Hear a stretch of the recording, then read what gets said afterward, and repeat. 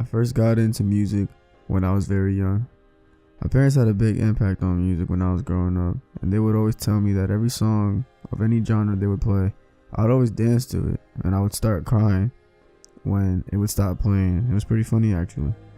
As I grew into my adolescence, I wasn't really sure on what I wanted. After the recession in '08, me and my family moved a lot, and I remember going to like 3 different middle schools. It was bad in 1 year.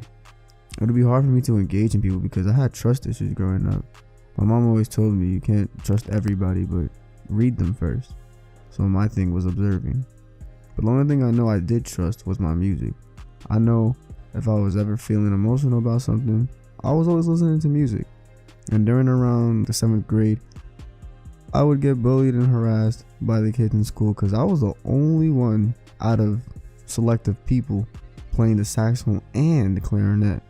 Soon I felt as though that they never would understand the passion I had for music, and this put me at a very low point in my life. I would perform low in school. I quit the instruments. I was being disrespectful to my parents. I just was confused at the time. I figured it wasn't worth it anymore. I did let the peer pressure get to me. I came across Eminem's song called Beautiful. I was listening to it, and I was so captivated on how he portrayed his emotions in me when I was going through a down time in my life, and I could relate to what he was saying. The way he expressed it just put everything into perspective, and I knew this wasn't me. I knew the Joey that was one who loved the music and now is down because of people knocking him down shouldn't feel like this. So I used that and I put it in my perspective, and I got back to it. I knew I needed to be in the career of music. Entering high school, I still wasn't sure on what I wanted to do, but I know specifically it has to be with music. My friend Andrew bought this $900 software called Fruity Loops.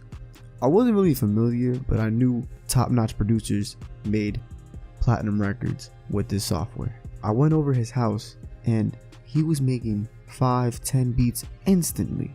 So then and there I knew I want to make people music for just happiness. Immediately I got engaged with the software and I was practicing myself. I was looking up the top-notch music schools, and first thing I came across was Full Sail.